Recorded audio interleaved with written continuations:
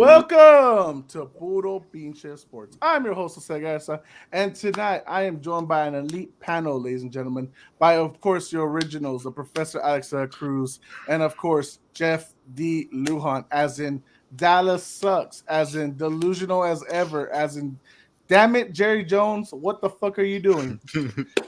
But we are joined tonight by our boys from both the People's Debate and a host from the Drop the Mic Pod. It is Cody returning back from trivia night and first time ever Sheriff West Jalen. What up? How's it going? Yeah, I like the setup, boys. I know I've been watching the People's Debate for the last few months now, and I like to see now that Cody, you got a mic and headset. Jalen, you got a nice background. You got a nice little setup here. I like the unity here, guys. So Yeah. Just trying to upgrade like you boys, man. Shit, my setup's been the same for the last 20 years, bro. You know what I'm saying? But guys, thank you for joining us. Obviously, we had a plan to have the whole original crew here, the original Sinister Six, but things happen with our lives, so half of them had to bow out. But prayers to them.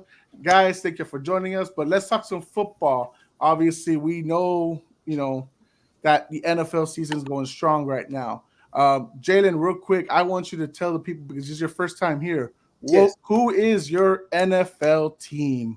So it sucks that I have to say this today because of what happened yesterday, but my team is the Philadelphia Eagles.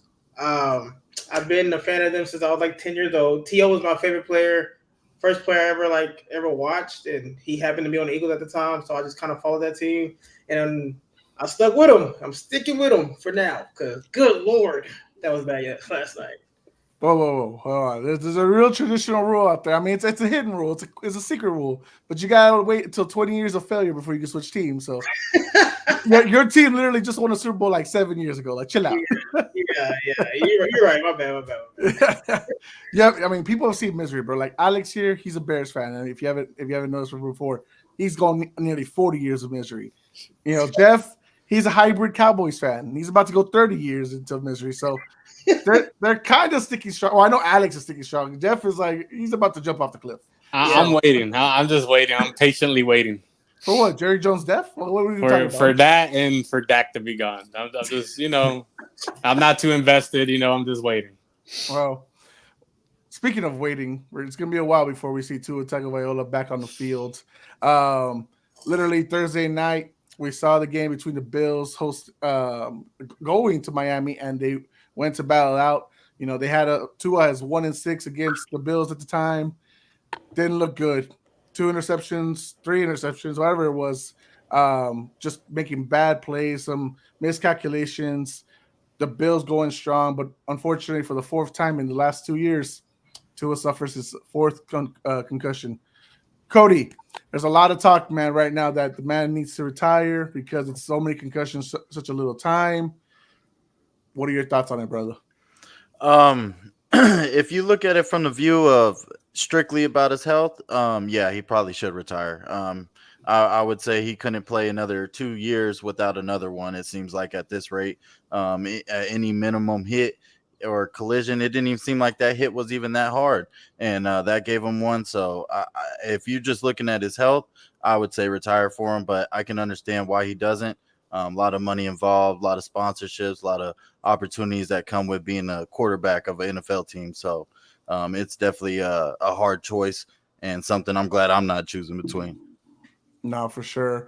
Jalen, it's football can be a dangerous sport. And obviously, the more concussions you get, the more susceptible you are to get another one. If this is for you, a family member, what are you telling them right now? If I'm a family member of Tua, we're having a talk, bro. Because at the end of the day, the long game is your life after football, right? So I understand you've been playing football your whole life. This is literally your life, but you got to think about your life after football. And so when it comes down to that, if it's like a brother or cousin of mine, I mean, we're going to have a serious conversation. Because my thing is, even though I know you signed a big contract and you're thinking about money, I'm pretty sure, 1, you probably have a lot of money already, and 2, you're still going to get paid out in some format, even if you do medically retire. So if money isn't really the issue, then let's talk about getting you out of there. Jeff, his contract is going to be fully guaranteed because it was an injury on the field thing, even though it doesn't kick in, I think, until next year. But either way, it's still fully guaranteed because he signed it, right? As soon as he signed it, it was guaranteed on the dot. If Tua continues, what real chances do you see the Miami Dolphins at this rate to really continue to even be a playoff threat at all? Yeah, I just don't see it now. He stayed healthy last year, right? And he was playing smart, sliding. He was more aware of it last year, and I just don't get how just because he didn't get knocked out last year that he just got overconfident and started. He didn't get reckless, but yeah, like he wanted to take the hit. He was leading this team back. He already got the first down. You just got to keep playing smart and sliding. And yeah, like I don't see them as a threat because just like that 2 years ago, once he got that first one, man, the second one came pretty quick after that, right? And 4 days later. I think the Dolphins did that, put him on the IR to save him from himself, maybe to give him 4 weeks to come around, to come into thinking about retiring, because I think everybody's worried about it, right? And everybody's more aware of the situation. We're more educated now on concussions, and man, I mean, it's already bad, right? Already 4 or 5. It's already going to be hard for him. He's already going to have some issues down the line, and I mean, I get it. He don't want to stop because he's just in that gladiator mode and the contract. But yeah, he got his money, so I would think the smart thing to do would be to stop. And if he comes back, I think everybody's just gonna be waiting for it, just be watching it, and it's gonna happen. Yeah, I don't. I think the Dolphins. I think sadly their season's done. Yeah, like even if he comes back, they're going to be competitive, but how far are they going to go? I don't see him staying healthy for another 8 games straight when he comes back or none of that. So I don't think their chances are too likely this season. Alex, he built up mass, not this past season, but the season before, and he was learning jiu-jitsu to learn how to fall. Now, he got his first concussion, like Jeff said, on a Sunday game against the Bills. He just with an easy push by Milano, and he bounced his head off the mat. Then 4 days later, the Bengals spun him and threw his head to the ground. And then a few months later, and against the Packers, same situation. This one, like Cody said, it wasn't even hard. Like he literally dove down, hit Damar Hamlin's thigh, and then just dropped. And you saw his fist clench up and everything. Was him losing the weight this season, you think, the biggest factor of this? You're muted, by the way. There you go. There you go. No, I don't think so. I think what takes a big factor is after. I don't know if you guys ever got concussions before, but once you suffer one, it's like a domino effect.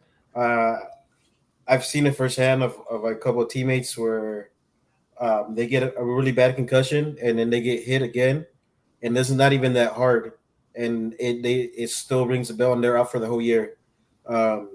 Brain injuries are definitely not to be played with.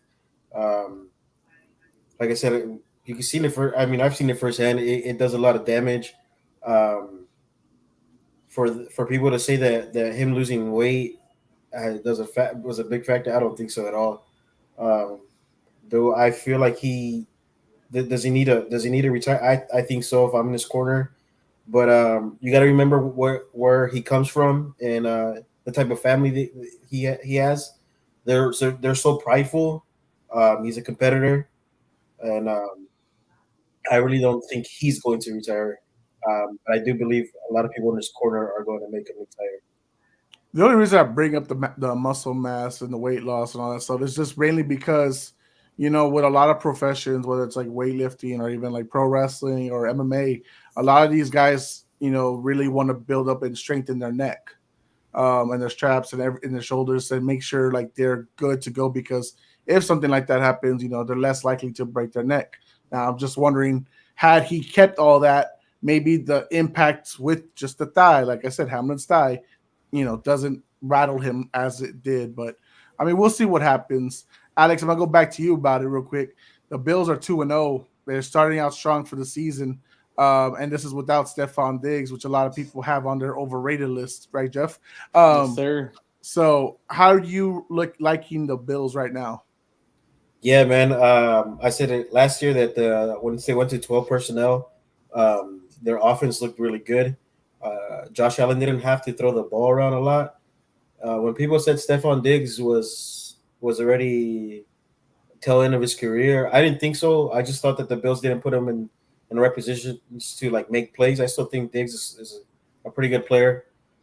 Just that the offense wasn't wasn't to what he does best, which is um, like bang eights inside, like go routes. They weren't really trying to hit him as much. They were trying to run the ball a lot, and it's pretty interesting how it rolled over to this year, and a lot of people had them digressing, and I think they're on the top of the division right now. That's who knowing what the Bills are doing is what people thought the Jets were going to do this year, and it's the other way around right now. As long as Nathaniel Hackett's probably still the OC for the Jets, it's going to be complicated. But speaking of the Jets, Jeff, we're going to go to them right now. The Jets, beat the Titans. They come back and do a nice victory lap against them. A few touchdowns from Braylon Allen and Brees Hall. How did you like watching the Jets and Aaron Rodgers, I guess, first win together? Man, it was entertaining, and it's been a while, right, since we've seen Rodgers play.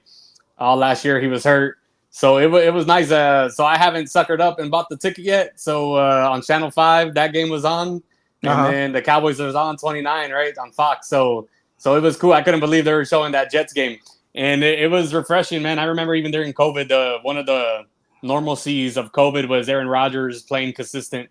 And man, I missed it because I was smiling watching that game, and it wasn't the prettiest of game. He's coming off of that injury. He is looking better and better, figuring out that team. He was throwing darts, like real quick passes, but like super fast passes. And then he hit Brees Hall on that one fade right on the spot. He had some really nice throws. And Titans, given what they are, they're a solid team. They got a real good defense. And he did carve him up. So, with the Jets, it's going to be a building. He's finally got the helms. He's going to work with this team. And I think little by little, they're just going to get better and better over the season. And, yeah, it was real refreshing to watch that game. Jalen, let me ask you this, man. How do you feel about Will Levis so far? I mean, the man is getting on his knees, throwing fumbles or interceptions, and then he's out there spreading his cheeks and legs wide open to backward passes. I mean, what the hell's going on with Will Levis? What are your thoughts on this kid? So any young quarterback that I see doing all this extra stuff that they're doing, I call it the Patrick Mahomes effect. Okay. In comparison, follow me here real quick. So remember when Steph Curry first went to the NBA and, he kind of transitioned the game where everybody wanted to shoot threes, right? So the game has changed, the Steph Curry effect. Take it back to the NFL. The Patrick Mahomes effect. You see him through side arming, no looks, all this, extending the play, making plays happen. So a lot of other quarterbacks are seeing Patrick Mahomes do this, and now they're trying to imitate what they're seeing over there in Kansas City, but they're not Patrick Mahomes. And so with Will Levis is trying to extend these plays and try to make plays where he shouldn't need to make plays and try to do all this extra, I don't like it. I didn't like Will Levis last year. I don't like him for the start of this year. I don't think he's the guy for Tennessee. Everyone was trying to sell me on the Titans during the summer. Their receiving core and all this. And I'm like, Will Levis is your quarterback. At the end of the day, Will Levis is your quarterback. I think they should just go ahead and wrap this up and get somebody else over there. Because they have a good defense. Like, they've actually been pretty solid the first 2 weeks of the season. It's just the offense can barely get going. I mean, the Tony Pollard's actually been doing a good run game, and Calvin Ridley's finally catching balls in the end zone. So They don't have really a bad situation other than the fact that their quarterback is trying to play hero ball, and it's bad, really bad. Yeah. But it's not the worst in the league. Cody, the worst in the league, just got benched right now, for Andy Dalton, the Carolina Panthers head coach, Dave Canales, who's brought in to help develop this young man because he was able to, in a way, resurrect Baker Mayfield and Geno Smith. That's what they brought him in for. Right. But after 2 weeks, he's already quitting on Bryce Young. Was the benching the right move? I don't know necessarily if it'll pan out 100%. I don't want to call Bryce Young the biggest bust all the way yet. Who knows? He may do like Sam Darnold's doing, go to a team that has a good, solid team and do something, mediocre where you're like, wow, okay, he could have maybe been a good QB. We know that Carolina sucks from the very top person who owns it to the very bottom. So I think any quarterback goes there is a disaster. If CJ Stroud went there, if Caleb Williams went there, all of them would end up looking something along the lines of Bryce Young. I don't think that they'd be too far ahead if they were much better. It's just the team is so bad, and I think they have no other option but to try something else. Now, anyone could answer this because that you brought up a point that I found a little interesting. If CJ Stroud was drafted by Carolina, he doesn't have the height issues. He doesn't have the inaccurate issues that Bryce is dealing with right now, right? Because I know, Alex has mentioned Bryce was more accurate in college, but, he has not been that in this situation in the pros. So anyone can answer this. Do y'all believe CJ Stroud, not the same level that he's doing in Houston right now, would fail in Carolina?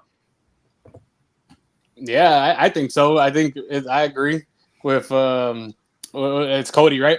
Cody, yeah. Cody, yeah. Definitely. It's like Baker, like, you said Sam Darnold, like Baker Mayfield, you go to an organization like Cleveland, and Baker did look decent in Cleveland, but he got hurt and stuff, and organization just ain't there. Like if CJ Stroud goes to the Panthers, one of the big things last year was like, they had like the worst offensive line, right, in the league. So like, you might see glimpse of CJ Stroud making a good throw or looking decent.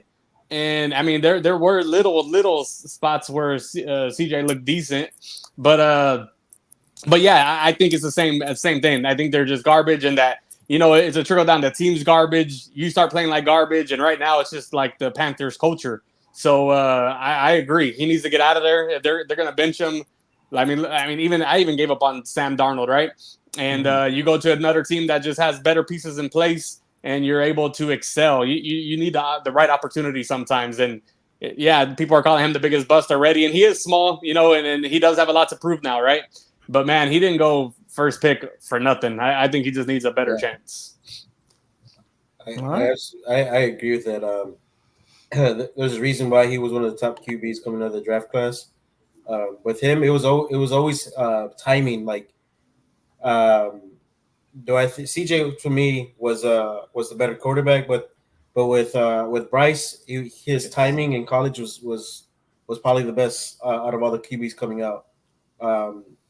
And that's what I thought that he was gonna like hit on this. Coming out, but dude, there's no way you could put any quarterback behind there and they'll succeed. That franchise is a dumpster fire right now. And the only thing that concerns me is that they bench Bryce Young, and the whole staff is brand new, right? So that's not really their guy right now. And I don't think they're going to give him another chance.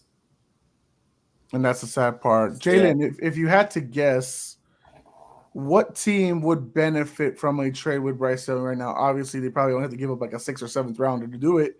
But what team would kind of benefit or could bring him up to the level that people think he could play at? That's a good question. Let me see here. Because I'm trying to think of a team. There's a lot of teams that struggle with quarterback position right now. I'll tell you, the Giants wouldn't lose gambling on it. That's one team. True, you think Dave Canales is tough on Bryce Young? I mean, Brian Dable's gonna bury him. That's true. Maybe the Dolphins. Oh yeah, maybe high-powered offense already. Get us some weapons around him. Yeah, that might give him a go there.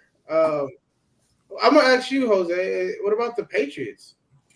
No, I think we're fine with Drake May.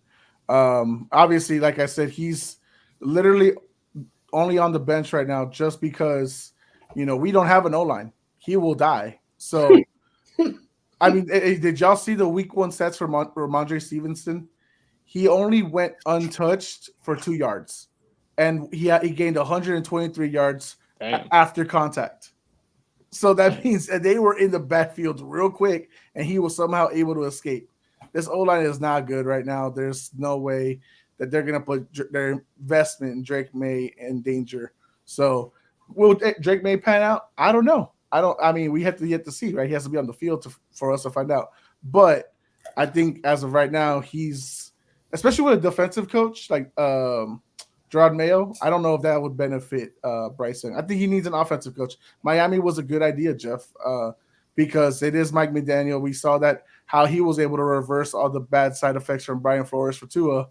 Maybe he could do the same there. And Tua was undersized too. Or maybe if you don't want to pay Brock Purdy because he's expensive, bring in Bryce Young. Oh yeah, anybody can play quarterback for 49ers. Yep. All right, we got Joe in the chat. He says Panthers traded all the capital they had for him. Adam Thielen came out and said it's not just his fault; it's the whole team's fault. But with Bryce, was it move of him playing at Bama looking good, or more of him? Maybe he meant. Yeah. Milton agrees with Miami. Joe says Seahawks, and he's asking maybe the Browns. Hey, Stefanski is not a bad option right there. I mean, but they're still locked into what currently 4 more years of Deshaun Watson fully guaranteed. So that's a nightmare in its own right. So the Seahawks though, Geno Smith has been all right. He's not been the greatest, but he's not also making the errors to lose them the games. But I don't know. But again, another defensive coach. I wouldn't trust that at all. Jeff, I'm going to open the floor for you because we've warmed up now. And I think it's time. Jeff, for you to really let out that anger. So if y'all don't know, ladies and gentlemen, Jeff is a born and raised Dallas Cowboys fan. But his number 1 QB is Aaron Rodgers. So that's why I make jokes about him being a Jets fan right now. But he has emotions right now about the Dallas Cowboys. And Jeff, take the floor. Yeah. It's hard, right? Because after a loss like that, I'm kind of happy, right? So all that anger, I'm not angry. I like those losses right now. I tell my buddy a lot that I've been rooting for the Cowboys to lose so that we move on from Dak. And they gave him a max contract, and it's on repeat, right? We've seen this story before. We've seen it in the playoffs. We've seen it, in the regular season. He usually plays better, but this is it. This is what they are, and then you're going to give them the max. Let somebody else give them the max, because I get it. The only defense you can have for Dak getting the max right now is the market, because all the quarterbacks get paid, right? Trevor Lawrence, Daniel Jones. I mean, I know those are summer contracts, but like a Trevor Lawrence, he got the max for the quarterback. So if you're putting up good stats, you're going to get the max. That's the only defense, and you got to just disregard the failures that he's had. And but the fans, they just get so they get so hyped up that first week, and then boom, and then they lay down. And when they were right before he got his contract, they started, I don't know if y'all saw it, they were interviewing ex-Cowboys like Cooper and asking what they thought about Dak, and everybody gives him high praise, and they talk about him being a great leader. And I just think, man, the Cowboys have done this over and over, where they have a big win and they get overconfident, they get cocky, and they come the next week and just play like shit. And I think that's a little bit on the leadership. You got to keep your guys in check, be like, hey, we haven't won nothing. One regular season game against Cleveland, that ain't nothing. Like you got to just stay focused. And I think that team lacks leadership, right? The coaching's a puppet for Jerry Jones. It's just, it's hard to put all the blame on Dak because, it's just it's not the worst run organization because they do put money and get good players, but they are missing a lot of pieces. And yes, their defense can't stop the run, and that hurts a lot. But as I said, man, all those Dak just can't finish, right? He can't finish drives. And this year, passing touchdowns are lower, but he's done this year. Even when the passing touchdowns were a lot higher, we just settle for field goals over and over again. Aubrey is God, that dude's going to start breaking records. He kicks 4 or 5 field goals a game. He's badass, but I mean, come on, they got to finish those drives. And I mean, it's the same old story for me. So it's just I don't know, we got, I don't know what, 8-10 more years of this. So I don't know what to do. I mean, he signed a 4-year contract, so that's 4 more years as of now, and he'll be in his mid to late 30s. So maybe by then he'll be gone, and your wish will come true, right? So, but Alex, I mean, obviously we know Jeff's feelings, and we obviously the group thread saw how he really felt. What was your thoughts on the Cowboys? Bent over butt whooping that they got from the Saints. Like I told you in the group thread, looks like Dak needs to fucking take some classes or something to start playing defense, because the blame always goes to him. I understand Jeff is frustrated because you do want the offense to finish drives, and he's a QB, so yes, he has to execute, but on the other hand, I mean, you don't have no run game, so that really doesn't help either. Where you're not getting these third and shorts, and now you're third and long, and now everything's put on him, and Yeah. it was it was really surprising though that the Saints were able to do that to the Cowboys, especially Carr. I know Jose, you think he's trash. Cody, I think you said that he was trash too. But yeah, man, that defense is terrible, man. And whenever the Eagles and the Cowboys play, I think it's gonna be like 40-50 that game because both secondaries are not looking good, man. And I don't know what else they could do though in Dallas though because they know that's their weak spot in the linebacker core, and they have not got better. And then the run game is not getting any better either. No offense. I know they brought Zeke, and I know you're a big fan of him, Yeah. but he's getting older and slower, and it just the run game is averaging 3 yards per carry right now with all three of their running backs. I know they brought in Dalvin Cook, and they have yet to use him, so maybe he's getting in shape and stuff like that to get started. Jalen, he brought up your Eagles. Obviously, they lost that secondary gave up the 6-point lead, but I mean, let me ask, man, because I think Jalen Hurts is getting a lot of flack for the last, interception, which really I feel like had other factors not been put him in that situation, that wouldn't even have happened. So, what are your thoughts on your Eagles right now? They're 1-1, but I thought they were looking good 2-0 until that final minute 30 seconds. Yeah, bro. So I've been avoiding talking about this all day, but I'll open up the dialogue here. I'm not ready to crash out on my team just yet. Again, I think they did a lot of positives last night. One thing again is the play calling and the decision making on the coaching's behalf. Like again, the second drive of the game, we ate up a lot of clock. It was a nice drive. 4th and 4, we decided to go for it instead of getting a guaranteed 3 points. That's right there. That's the game. That's again, we had so many ways to win the game. We figured out every way to lose that hoe yesterday. Like we was like, this is too easy. Let's make this the hardest shit possible. Because that's exactly what they did, bro. They had every opportunity to win that game yesterday. You can talk about that first field goal or the field goal they should have did on 3rd down when they threw the ball instead of just pushing it twice or just handing the ball to Saquon twice or whatever the case may be. Like you had factors there. I do think though Jalen Hurts does get a lot of flack, and it's because he has a lot of weapons. Because he has, and no AJ Brown last night, but he's set up for success. He really is. So that's why he gets a lot of flack, and I get it. But again, the blame goes on Jalen Hurts a lot where it shouldn't, because Jalen Hurts again is not a quarterback that's going to show you a lot on the stats. You got to just watch the game to say, okay, Jalen Hurts had a solid game with his decision making. That's what it comes down to. He's not going to throw for 300 yards. He's not going to put up any crazy kind of number. He's going to be a 3rd and 2, and Jalen Hurts is going to do something to extend the game or, make sure he doesn't, try not to turn the ball over, but to secure the win. He's not going to do anything on the stats where you're going to look like, dang, Jalen Hurts killed it. You got to actually watch the game. Like, no, that 3rd and 5, where he ran it, that was a tough run. So he put us in a position to win that game.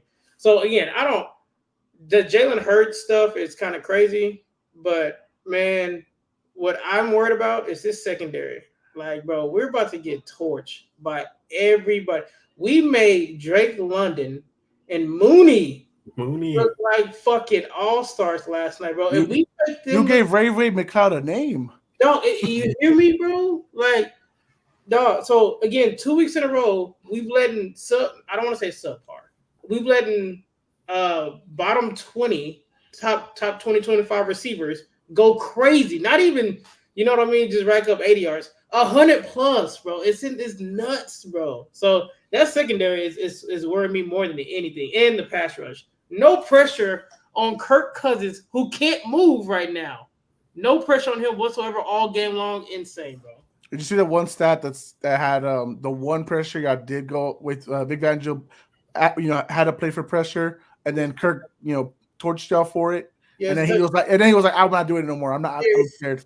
We did it one time, and then C.J. Gardner-Johnson missed a tackle because he thought it was going to be a quick out or something. But Kurt had time still, even with an all-out blitz, and he got burned on a touchdown. So then we stopped. We did it one time, stopped, and it cost us, bro.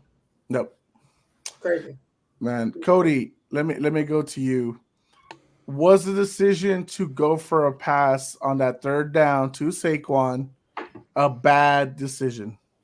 No, that was I thought it was a decent play, and Saquon could have easily made the catch, and he would have got the first down. He'd been catching good so far this season, so I'm pretty sure that was his first drop pass. That was also the same play where he almost got the touchdown, except he got the knee down right before at the goal line. So you're right. If he just catch the ball, it's a simpler play. No one's talking about the situation. The Eagles are 2-0. It's not even a question. But Alex, this is a Kellen Moore effect. He doesn't like to run the ball sometimes when you really need to. Yeah, bro. And it's felt like a Kellen Moore play. Well, obviously the OC goes with the head coach. Like, hey, are you okay with the pass here? You know, he's not gonna throw the ball if the head coach is not okay with it. You know, I don't know if you guys watch a lot of behind the scenes, like when it comes to games. You know, in those headsets, they make sure the plays is approved by the head coach. Like, hey, is it okay? You want to run the ball here? You want to throw the ball here? I think that decision of throwing the ball was so dumb because you're third and short. You run the ball with Saquon, even if you don't get the first down, it's still fourth. Clock is running and it's fourth and short. And then I'm okay if you want to go for it again on fourth down, because even if that, you're giving them a long field to go to. So, but for me, I wouldn't have went for the fourth down anyways, because I would have kicked the field goal. I think you would have been up by 7 if I'm not mistaken. It was 6. It was 6 after they made the field goal. Yeah, so that's what I really think was the biggest mistake of the call is in the first quarter they didn't kick the field goal and they went for it then when they should have went for it this one. Rather you kick a field goal or not, if the Falcons come down, kick a field goal, that's all they need and they tie, well, you're in a better situation than losing. And if they score a touchdown anyways, it's the same result. So you should have went for a fourth down on that fourth down regardless anyway and gone for the touchdown, because that's the only way you would have guaranteed the win. Otherwise, it would have been a tie, and you had gone into overtime if the Falcons just would have went down and kicked a field goal. But if they would have scored a touchdown either way, then your field goal is useless either way. I'm not really hating on what the offense did yesterday. What I'm really mad at is Jalen brought it up, is the defense, man. Jose, I told you last year too that the Eagles secondary is not that good. I understand that they brought a lot of key pieces in. But Vic usually plays a 3-4 defense, and that defensive line is not set up for that. Jalen Carter has never played in a 3-4 defense before, even in college. So even seeing like other players on that like front seven, I'm like it's going to be pretty hard for Vic to actually dial up plays for his defense with the type of guys he has, and it shows, man. Like no pressure. And then what really got me is like they're playing quarters towards the end of the game, and Mooney still got open on a 7 route. Like that was like mind blowing. I'm like, how, bro? And it's weird because Vic doesn't like to play like that. He likes to get some pressure on the quarterback, especially when it's crunch time. You start seeing him dial up some heat with 5-man rushes or some slot blitzes, and it was kind of crazy how like you could see it like in timing, like he's not too comfortable with the guys he has right now. And that's why I said whenever it comes out to Dallas and Philly, I think it's gonna be a high scoring game. Jeff, I know you're munching right now, and well deserved. You've earned it, sir. Well, But but I was gonna ask you, I'm gonna ask you and Jalen one last question about this game, and then we can move on to the next topic. But I wanted to ask you, how confident did you feel on Captain Kirk? Because obviously he too, just like Aaron Rodgers, has come back from an Achilles injury. But in this last drive, he was able to show why they signed him to a 4-year, $180 million contract. Were you impressed? And you think he's essentially close to fully back enough to compete with the Chiefs next week? I don't think he's fully back, but I think kind of like A-Rod. He's getting there. I watched that first game, and with T.J. Watt on the Pittsburgh, and it looked like Kirk couldn't move, right? He did not move that first game. Like, he just stood there and took a beating. And the pocket collapsed on him. Like I said, he was getting tackled by his own linemen, by their backs. And in this game, you can see, but in the second half, he was, and it wasn't as strong as a pass rush, and the secondary was a little weaker. But you saw him being a little bit more mobile. He was ducking his shoulder a little bit. He was just moving just a tad bit more, but you could tell he's not there yet, right? I would say like 50%, 60%. So it is going to be hard to go to KC, but I think it just shows, like you said, reasons why they signed him and why he can get the ball, right? Like, even with him being so immobile, even against it, like he drops dimes. He can pass the ball. He can get the ball down the field. And it's funny, last night I left, right? I thought Philly with the run game, I thought they were going to close it out. I was at a bar because we didn't have ESPN here, and I had to go to HEB. I can't believe they won that game. But that had to have been insane. But yeah, it was a good game. Kirk, like, again, there's flashes of him, but now I think if he doesn't get hurt again by the end of the season, he's going to be there. But yeah, you could tell he's getting loose, and I even text y'all that it looks like he's loosening up just a little bit, getting more confidence, and his team is getting more confidence. You could tell London getting that penalty, right? I mean, oof. I know there wasn't that much time left, but still, you can't be doing that shit, right? But you can tell they feel confident in their quarterback. When you feel confident in your quarterback, you get a little cocky, you know? Yeah. Jalen, last question about the Eagles here. What does Nick Sirianni need to do other than win the Super Bowl to keep his job? Because I feel like this is last year. I would say, bro, pending health for the players, right? I would say at least, right? I would say a divisional round in the playoffs to keep the job. Because I think if he comes anything short of the playoffs, I think he's gone. I think first round exit, he's gone. So anything after that to secure his job, with every move we done made, bringing in all these players that's supposed to help us everywhere. We supposedly fixed every hole on our team, and that shit looked, supposedly, and it looked just. I felt like I was watching the Eagles in their downfall last night. It felt the same. I was like, this team is not any better than last year. So I think if we don't get to at least a divisional round of the playoffs, I think Sirianni's out of there, bro. Yeah, and I do think he's on his last legs because there was a lot of reports, and I don't know how true they were, is that the coordinators, Vic Fangio and Kellen Moore, weren't even his hiring. They were Howie Roseman's hiring. Wow. So that might be a huge key factor that says, hey, if you can't do it with these guys, it's going to be time to move on, and which will suck for Jalen Hurts and the guys who are here long term because that's just another coaching staff that's going to go, and it's like every year different coordinators. So it's just inconsistency for that squad there.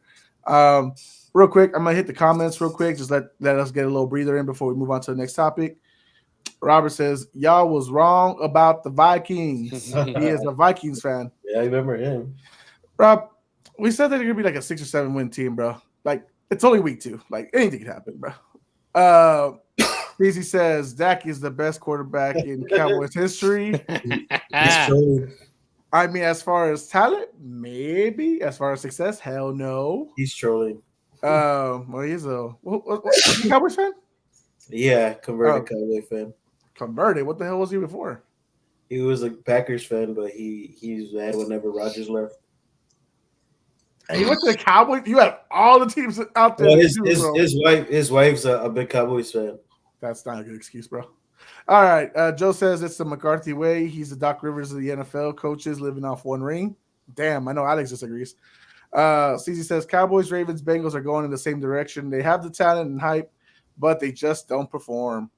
Only week 2. I mean, why are you going after the Bengals? I mean, I get the Ravens in the postseason, but damn, in the regular season, they're usually hype. That, Jalen, good job on keeping them off your top 10 last week. Let's talk about the Ravens. Yeah. Robert says Slay is overrated. Bro, he's not. He's just old, bro. Darius Slay is probably one of the best DBs still in the league right now, even with his age. You just got to remember, guys, he's surrounded by not so good talent around him in the secondary. So, right. I mean, they try to get Cooper DeJean and Quinion Mitchell in there, and they're rookies, so they got time to develop, but they're not there yet. He says Vikings 2-0. He's really hyped about it. Hey, good shit with the 2-0. I mean, y'all keep the streak alive about 32 years plus that the Niners can't beat Minnesota at Minnesota. Crazy. Y'all's first drive, I think he's talking about the Eagles, was straight BS. Vikings don't have TJ and Addison. Don't use that excuse. Talking about you, Jalen, when you brought up they didn't have Brown last night. We're just stating the fact. Yeah. Joe says that's Kellen Moore for you, trying to be too cute. He knows that. Talk's corner has always been overrated. Why is he hating on Slay? Slay's good. I think Slay's good. Maybe Slay has burned him before. I don't know. Maybe. Vikings defense is balling. That Brian Flores is a very talented defensive coordinator. No shit. He's fucking blitzing every fucking play. Just wait till they get a quarterback that knows that can see blitzes. Who they play next week? I don't know. Didn't Vikings play the Texans, right? Huh? The Vikings play the Texans, right? Yeah, that's right. That's Texans. Yeah, because I knew it was a tough pick. I didn't know who to pick on that one. That's gonna be. Are you serious? CJ's gonna torch them. You cannot blitz him. You cannot blitz CJ. No, you can't. That's true. I like keep him in the pocket. Yeah. All right, Joe says Tua on IR, so he's missing the next 4 games at least. That is news from the sports mailman. Milton says this game they finally utilized play action where the O-line thrives and Kirk has thrived in the past. Alex has had Kirk in his top 23 before. Joe says Buckner is on IR as well. And Milton's final comment says Jesse Bates was the MVP of the Philly-Atlanta game. Shit, he balled, bro. Yeah, he did. Yeah, the Bengals should have paid him. Just saying. But anyways, going on to the next topic. Speaking of the Bengals, Cody, really close matchup between the Bengals and the Chiefs. It was a 1-point game, but there's so much controversy coming out about the defensive PI at the end of the game. If you ask me, it's a bang-bang play. They're both going for the ball. You don't need to call it. But in the end, when you do slow it down, it is PI. Did the refs make the right call? Yes, I think sometimes even in those bang situations, one might see one angle, see a little part, and they'll connect when they talk, and then they just kind of go with their gut. I think half these calls, sometimes they're like, man, I hope it's the right call. Or New York maybe is like overlooking it super fast and letting them know. I don't know, but I think they've been overall pretty good actually with the calls this year so far. Jalen, I think the reason why, and I this is my reason for it, that it upset me a little bit, and it's the same with what happened with the Super Bowl that you experienced, a few years ago with the Eagles and the Chiefs. Yep. It was the right call, but it's a call that they weren't consistent about the entire game, nor are the refs consistent about in every game. So It upsets me when I'm watching a game and that shit happens. So how did you, as a victim of that situation once upon a time, how did you feel about this call? Bro, again, it's just the Patrick Mahomes effect, bro. The Chiefs effect, or whatever you want to call that, bro. Like I guess people see how much it hurt me personally when it's their team on that end. When you're playing the Chiefs and that bullshit call gets called or whatever, you'll feel it more personally. Like when I felt it in the Super Bowl, like, come on, bro. Like that literally is going to dictate a game, bro. Like somebody's going to lose right now because of that fucking call. I hate that shit, bro. But it is what it is. It is what it is. They want Pat Mahomes to get 3, so he's going to get 3. Hey, no, you can't be complaining about it because you've kind of been trying to like low key. I'm a Chiefs kingdom. You know what I'm saying? I mean, if they you want Tom Brady off the pedestal, so you wanted to get that 3rd straight. I mean, I do, but like, stop doing that. Damn. Wow, just win the game. Jeff, you texted in the thread, and I swear to God, you were being a fucking troll when you said yeah, I'm just trolling. The motherfucker wrote GOAT. And I'm like, who? The refs? Because Patrick did complete shit. Yeah, well, I mean, it was a weird like sequence of events, right? Like it seemed like every time KC had a 20-yard gain, it was a hold, and they were holding, right? And it seemed like there's a hold on every play. But yeah, like Kelsey had a little 25-yarder. It might have even been longer. They called it back. That was that play right before. Even on the couple of drives before, it was just called back.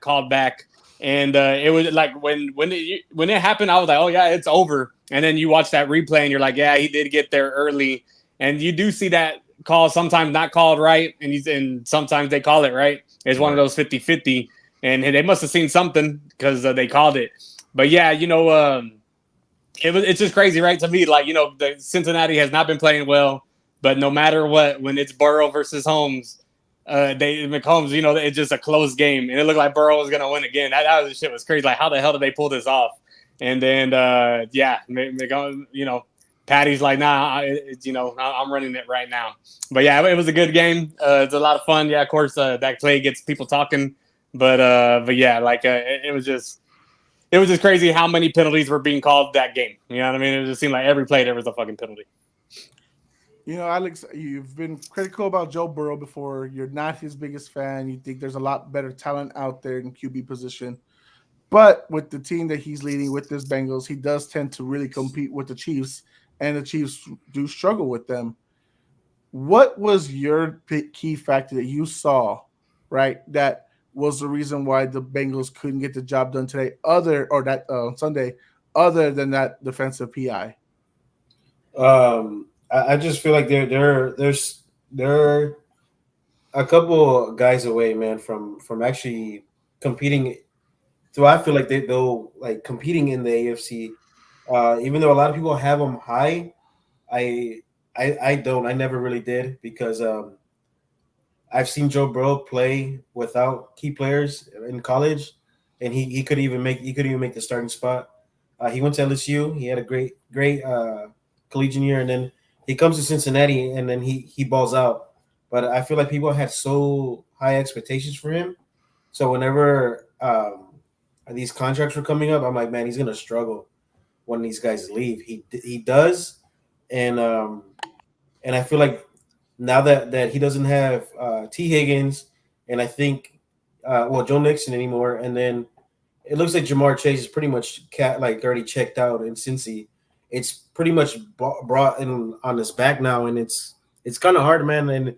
But he competed though. Like he competed, yes. Like when he left the field, he was Yeah. they had the lead, and he outperformed Patrick Mahomes. Now he did have some mishaps here to really dictate the back and forth, but I mean both teams did, right? Patrick Mahomes took multiple picks and an impressive one from Taylor Britt, with a one-handed catch to really pick off from Xavier Worthy. But I mean, like, you say that, and it's like I'm like, dude, like Chase was not involved again, really. And then of course, I think he's pretty much checked out, bro. He's checked out, and I get that, right? That he was pissed with that, and then he got 15-yard penalty.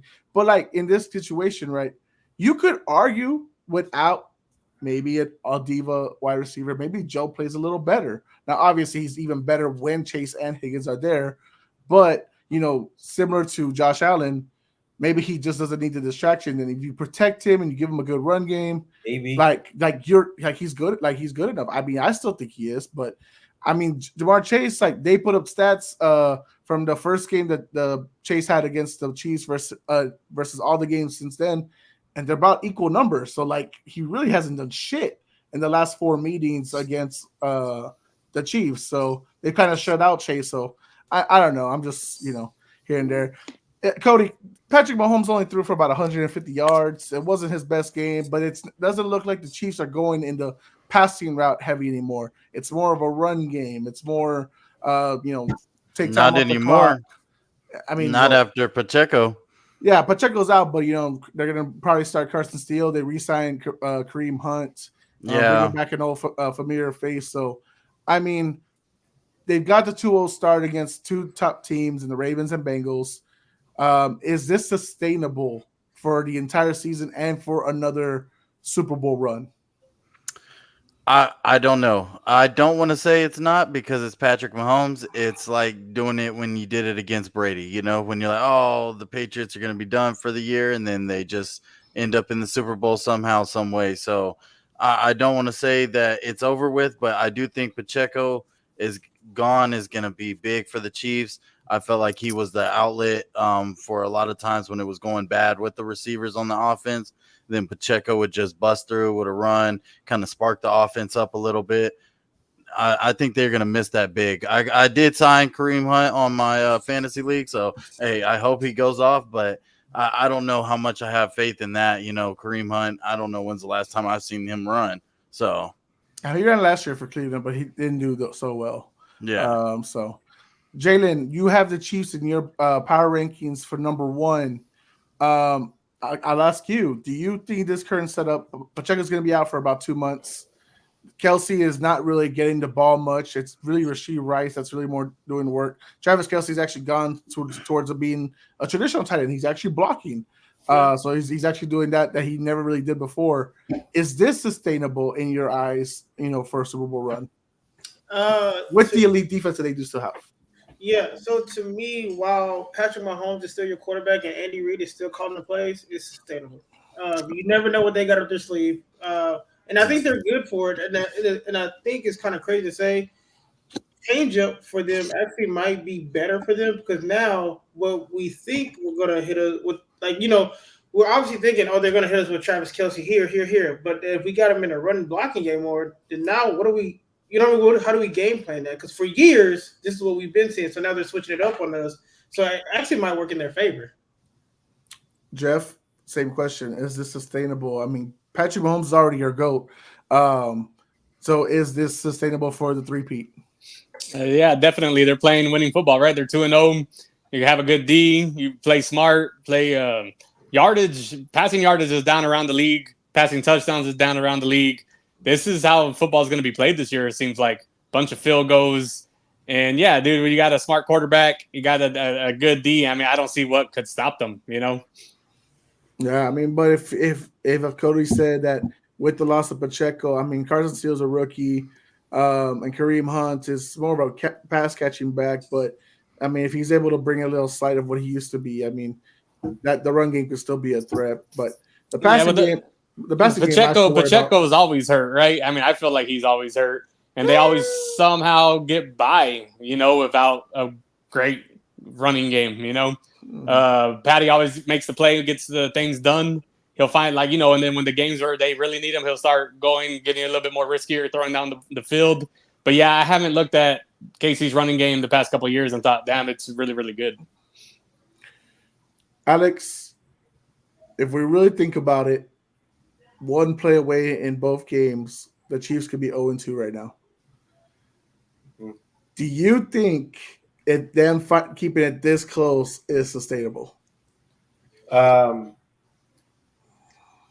would say yes, because we've seen the Patriots have those kind of years where a lot of people write them off, and I think this is kind of the year that that the KC's having. Wasn't that last year? Yep, we did it last year. Yeah, but yeah, it's the same thing again. Like, how the fuck are they winning these games, right? And it's starting to feel that way, man. But the only thing is now, their division is getting a little tougher now. I think minus maybe the Broncos right now because of their Definitely offense. the Broncos. Their offense, but not, I feel like you got coaches in that division that it probably could match. What's his name? Andy Reid's geniusness, because Jim's a great coach. He's gonna pound the ball, and then he'll occasionally he'll do a play action there, and I think it's working for the Chargers. Remember, even with what's the name, Staley as their coach, they were still in those games against Kansas City, and I would with Jim in there. I could see an upset with that, and then the Raiders. You already know how the Raiders play the Chiefs. All right. So good shit, guys. I like it. We're gonna play a game actually right now, and it's just gonna be the four of you because I don't think it's fair with me knowing what the game is and y'all didn't know shit beforehand. So so it's gonna be a draft. So basically, we're gonna draft an offense from the first 2 weeks type of performances. So, for example, Derek Carr has been balling out for the first 2 weeks. He should be a guy you should draft, not essentially like Lamar Jackson, who's been kind of like shitty this, the first 2 weeks. So I want you to draft the best as of week 2 performers offensive team. So it'll be one quarterback, one running back, 2 receivers, and a tight end. So, Okay.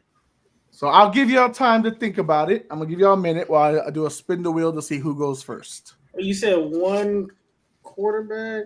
1 QB, 1 running back, 2 wide receivers, and 1 tight end. All right. Jeff, you don't have to look it up, bro. You can see on screen and just throw a name out there, and it's okay. Yeah. I don't got a pen or nothing, and I'm exhausted. Yeah, I'm gonna let this fly. All right. So we'll wait for names right here. First person that goes up will be Alex. Sheesh.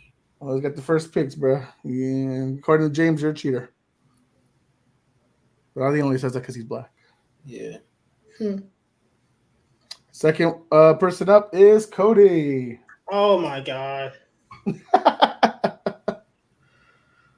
And third and fourth in order will be Jeff and then Jalen. Now this is a snake draft, so once the fourth pick from Jalen picks, he goes again. Hell yeah, not racist anymore.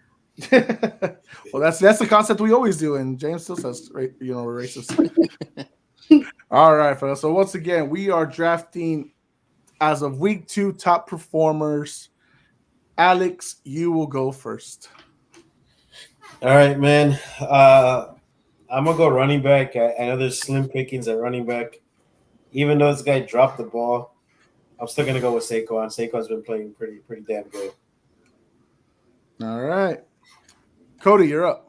I'm gonna go quarterback and go CJ Stroud. Like it. Jeff. I couldn't believe how quick this guy. I had to wrote him off. Give me a Camaro. Ooh. Okay. Oh, that's a good one too. He's looking. I don't know how he got his speed back. He's looking quick. Oh, we're doing running backs first? You don't have to whatever you want. It's whatever you want. Oh, okay. Well, I'm gonna start my quarterback. You got 2 straight picks. Yeah, you got 2 picks. Okay. Well, at quarterback, I want Derek Carr. There you go. There you go. That's not bad. You're That's disgusting. not bad. And then at running back, I want J.K. Dobbins. Oh, sneaky. That's a real sneaky pick. All right. I don't have to give this hint out there, but I know how much drafts y'all normally do. Cody, since everyone else already has a running back, you really don't need to draft a running back right now. Mm-hmm. So just to throw that out there. But Jeff, you are up next. You still need a quarterback, 2 receivers, and a tight end. I'm starting him this week. It's 2 weeks in. Yeah, give me Sam Darnold. Wow. Not a name I expected. Cody. Give me Nico Collins. There you go. He's only drafting the Houston Texans. All right. Alex, you get 2 straight picks. Man, give me Kyler Murray. Okay. Yeah, that's a good one. And then for receiver,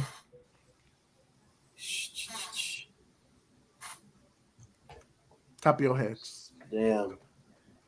I know he didn't have a good week 1, but I feel like he's still gonna have a good year. I'm gonna give me Justin Jefferson. Oh, he picked Jefferson. Damn. He has him in his fantasy. He saw those 97-yard touchdown. Yeah, I see it. I see the vision, Alex. All right, Cody, you're up. Give me Brock Bowers. Tight end. All right. Yeah. Jeff? I was trying to think of a tight end, but now. Oh no, go ahead. No, yeah. Give me the explosive this weekend, Marvin Harrison. Okay. Yeah. Junior. I didn't think of that. Yeah, I thought you might take him after he said Kyler. Did that trigger you for you? Is that Oh, yeah. All right, Jalen. With that Randy Moss stat, four catches for whatever the hell. Yep. Jalen, back-to-back picks. And this is for just week 2 performances, right? Up to week 1 2. and 2. Oh, Yeah. up to week 2. Okay. Well, for receivers, because I got back-to-back, give me Chris Godwin. Okay. Give me DK Metcalf. Yeah. That was my next pick. Yeah. All right. Okay. Jeff? You can give me CD Lamb. All right. Had a nice touchdown in the week 2. Kind of quiet the first game, but not too bad. Cody. I guess I'll take Mooney now at wide receiver.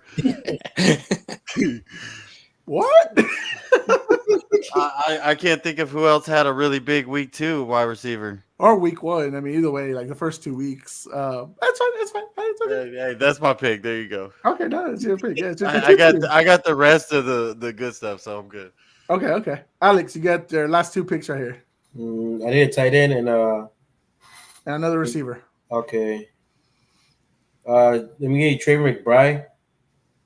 Ooh, that's a good one. Fumble recovery. And then for the other receiver, fuck man. That's what I'm saying. Yeah. Yes, all right. I have some names on here. The passing's been so down. I have some names here that have not been picked, and I'm like, ooh. Oh, I know one I should have traded out for. Give me Devontae. Okay, Adams. Okay. Yeah. Had a good week 2. Can I trade out Mud? Ooh, you know who I missed? Fuck. No, too late. I already wrote it. Let me take it back, bro. No, I already wrote it. It's Justin Jefferson. No, you already got it, Jefferson. No, he already got him. Oh, okay. Then yeah, I'm good. All right, Cody. Your last pick. You need a running back. Joe Mixon. Yep. He's IR. How hurt The is he? Houston Texans. So hold on, Jose. I fucked up. I didn't get Reed from the fucking Packers. There What? you go. That's Why are you even talking like this? Other people still drafting. Oh, They fuck, already- I thought it was over. No, they already got. Still Jeff and Jalen left, bro. Yeah, but I don't have any spots for wide receivers, anyways. You don't. Neither of them do. I'm just kidding. Me. Go ahead, Jeff. Off of a week 1 glory, give me Isaiah Likely. All right, Jalen, your last pick, a tight end. Did anyone take George Kittle? Mm-mm. No, he's been balling. What the hell, George? Give me George Kittle. I couldn't think of him off the top of my head, but yeah, he's been playing good. Didn't he? He's gonna play though, right? But didn't he get a little banged up? A little bit banged up. He's not He's out like good, Debo and CMC. He's good. Debo's out. Yeah, Debo's out for IR now too. Yeah. Crazy. All right, Alex, name your team. I got Kyler Murray, Saquon, Justin Jefferson, Devontae, and Trey McBride. Cody, name your team. I got CJ Stroud, Joe Mixon. It's already messed me. I forgot my first wide receiver because of that. He's a Texan. Nico Collins. I got Mooney, and then I got tight end Brock Bowers. Jeff, name your team. I got Sam Darnold. I got Alvin Kamara, and then I got Marvin Harrison Jr. And then CeeDee Lamb and Isaiah Likely. And Jalen, name your team. I got Derek Carr as my quarterback. I got J.K. Dobbins at my running back. I have Chris Godwin and DK Metcalf at my receivers, and George Kittle at my tight end. All right. Solid teams, guys. Jalen won, but solid teams. Yeah, solid. Got comments here. Milton says, Cody, Jalen, love the setup. Yes, sir. And multiple times, Milton said, Jalen won. Jalen won. Sheriff West, 21-0, y'all. It's the Derek Carr love. So some of the names that I thought that y'all missed out on, especially on receivers, because obviously you had Malik two Neighbors. those. It was Malik Neighbors, who has 193 total yards right now. Okay. Jamison Williams with 200 total yards. Mm-hmm. Alec Pierce, who went off that first week at 125 and then still got another 60 yards and a touchdown this week. Rashid Rice. Rashid Shaheed was left out of everyone's, but I mean he's a bomb maker. And then at 10 right now, as far as receivers, it's Deebo Samuel. Hey, Devontae Smith is 11. If you know that. Yeah, I was just about to say his name. Was like, man, Devontae Smith has actually been playing pretty good. Some of the running backs that y'all left out was Jordan Mason. Yeah, that's Josh Jacobs, who went off for 151 yards this past week. Ramondre Stevenson's a top 5 running back. Hello. Nice. I didn't know that. And then Joe Mixon's number 7 here. Kamara 6, and JK is number 1. So good job, guys. I think I did a hell of a job. Yeah, if we would have done 2 running backs, that's who I wanted to go with, Mason. Yeah, I mean, I just figured to do a short draft. I didn't give none of y'all the heads up for it. That's why I stayed out of it. I didn't want to like seem like a dick. So, but whatever. It's all good here. I mean, let's see. What else? What other game do we want to talk about? Jaden, was there a game or any situation that you want to talk about right now that we haven't brought up yet? A game or situation that happened. Let me think just real quick of the games that I watched. So let me say this before I start talking. I only watched the noon games, and because the 3 o'clock game started, and somehow I just fell asleep and then woke up. It was Sunday Night Football, so I have nothing to say about the 3 o'clock games. Okay. But I do want to bring up a situation. Oh yeah, let's talk about this. We haven't talked about this. So the Texans and the Bears game. That game was very grimy. It is what it is. But the play where the linebacker punched the shit out of a Bears player and nothing happened, I think that's asinine, bro. I know that really don't have nothing to do with the action of football. But again, when it comes to having all these replays, people in New York and all over the world with all these cameras, and something like that happens, and bro, the fact that nothing happened on that play, I was like mind blown. I was like, what is the point of all these cameras and all these reviews and all this shit if you're not going to utilize it to the utmost? Because that doesn't, like, bro, I ain't gonna lie, Cody, I'm not trying to come at the Texans, but something should have happened to him, bro. Like, he should have got flagged or something, because you're just showing them, like, even with all these cameras, it's okay to do that if you don't get caught. But again, everyone in the world saw that. He really just punched somebody in the face. But then in the the Eagles game last night, when old buddy punched CJ, he got flagged for it. So I'm like, what are y'all doing with these? There's no consistency with these calls, bro, and it irritates me. I mean, they got us earlier in the game too when dude poked Nico Collins in the eye and Nico Collins smacked him back, and then they only called the flag on Nico Collins. So I mean, things get missed like that all the time. But no lie, dude should have some type of punishment, at least a fine or something. Al Shair, right? That was the player I'm talking about. I think they are gonna find him. Yeah, but come on, he full-fledged punched him. Like, I mean, it happens. It's sports. It's football. Right. It's context. Not the first time we've seen somebody hit somebody on the field, especially in a Texans uniform. Shout out to Andre Johnson. We've seen this before. You know what I mean? So, but in the end, I give shout outs to the Bears player. He's smart. He didn't react. I'd say that if it was the other way and the Bears player punched a Texans player, it's so smart to not react, get thrown out the game. Don't cost your team like that. So shout outs to him for being the smarter player in the position. But my last thing I want to say about that, just real quick, is I know you're saying shout out to the Bears player for not reacting. If I'm the coach, I'm pissed. Yeah, hey. Y'all are he's on our sideline. We all just witnessed him punch one of our guys, and we just sit there. I would have been okay with the ass whooping that would have came on. As a coach, bro, I would have been okay with that. I'm not gonna lie. You let somebody come on our sideline, punch one of our players in the face, and we all just look at him. Nah, I'm not. I'm good on that, bro. I am good on that. Nope. I don't like it. Cody, anything you want to bring up before we go into the main event topic? What do y'all think was the best game of the week? What ended up being y'all's favorite game? Don't have to be maybe the best game, but y'all's favorite game watching of the week. I would say the Commanders versus Giants, like I called it. That was a very entertaining game if y'all didn't watch it. It was like pow pow. Yeah. I did enjoy. I think for the most part, other than maybe the Chiefs and Bengals, I did really enjoy the Eagles and Falcons game. But the last 2 minutes was really like crazy barn burner. So, but I mean, if you guys say like from start to finish, it'd probably be the Bengals and the Chiefs. Okay. No, mine was. I had 2 games. I had the Steelers game and I had the Patriots game. Those were the two games that were pretty cool to watch. Jeff, what about you? Jeff? Yeah, just besides the Dallas imploding, which I love. I'm telling you, I was in a good mood that Sunday morning because then I like just watching to see Rodgers back throwing the ball like that. Man, I really enjoyed that. I guess they always used to show Green Bay a lot, right?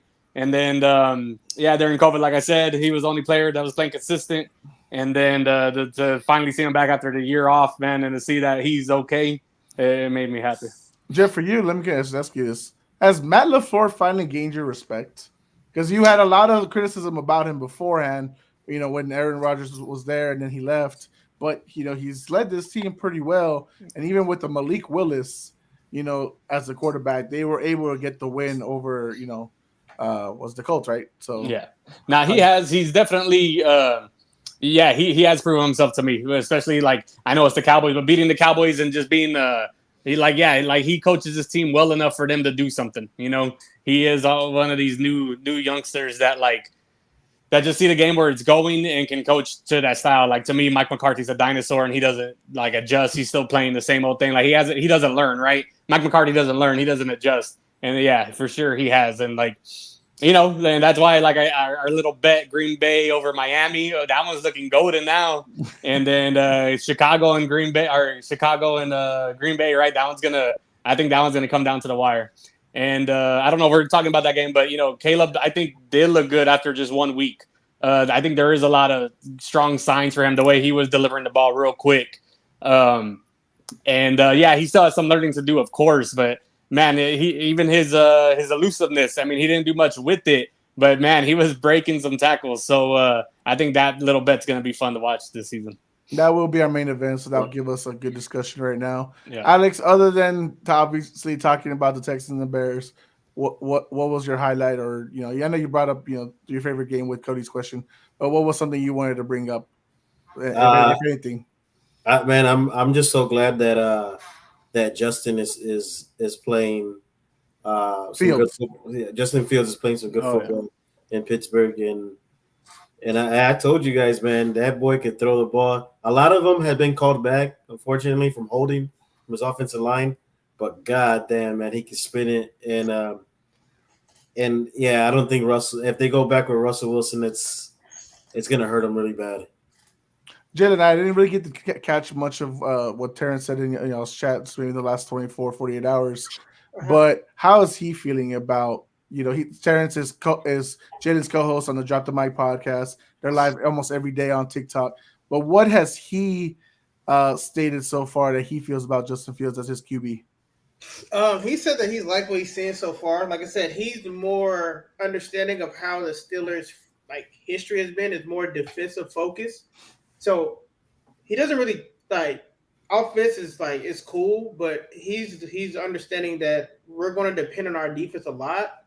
We just need the offense to get in position to score anything, a field goal or a touchdown.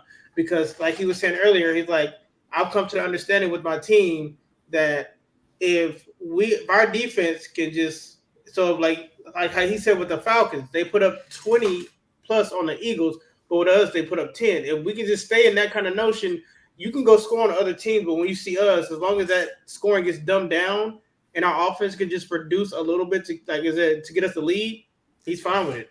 He's fine with Justin Fields being a quarterback. All right, and we do have a fan question from the People's Debate. It is our boy Milton. He asks, who is, in y'all's opinion, and it's a question for everybody, who is the best 0-2 team and the worst 2-0 team? So I'll go first because I know I haven't really tried to answer anything at all. So for me, the worst 2-0 team is the Seattle Seahawks. Mm-hmm. They have beaten teams in this situation, the Patriots are really good defense, but they are not a threat on offense really. So and then they beat the team before, which is the Denver Broncos, and we know that they're kind of wishy-washy. They're kind of in the same situation. They could be a good defense, but the offense is nowhere to be found. So I think it's the Seahawks as far as the worst 2-0 team. And as far as the best 0-2 team,